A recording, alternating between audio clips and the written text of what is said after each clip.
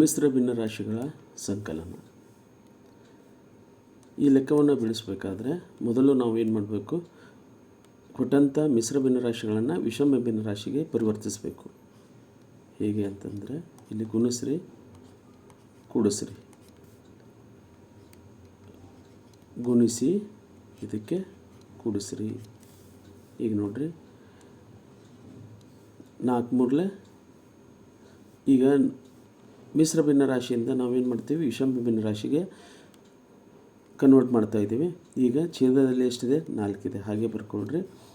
4 ಮೂರಲೆ ಎಷ್ಟು, 12 ಪ್ಲಸ್ 1 ಮತ್ತು ಪ್ಲಸ್ ಚಿಹ್ನೆ ಹಾಕ್ರಿ. ಇಲ್ಲಿ ಒಂದು ಗೆರೆ ಹಾಕ್ರಿ. ಇಲ್ಲಿ ಛೇದ ಎಷ್ಟಿದೆ, 4. ಹಾಗೆ ಬರ್ಕೊಳ್ರಿ. 4 ಗುಣಾಕಾರ 4 ಅಂದರೆ 4 4 16 ಪ್ಲಸ್ 2 ಈಕ್ವಲ್ ಟು 13/4 ಪ್ಲಸ್ 18/4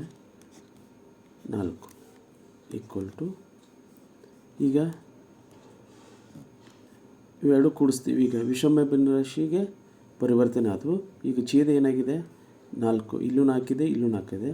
ಹಾಗಾದರೆ ಸಾಮಾನ್ಯ ಛೇದ ಏನಾಯಿತು, 4 ಆಯಿತು. ಆವಾಗ ಛೇದಗಳು ಒಂದೇ ಇದ್ದಾಗ ಆ ಭಿನ್ನರಾಶಿಗಳ ಅಂಶಗಳನ್ನೇನು ಮಾಡಬೇಕು, ನಾವು ಕೂಡಿಸ್ಬೇಕು.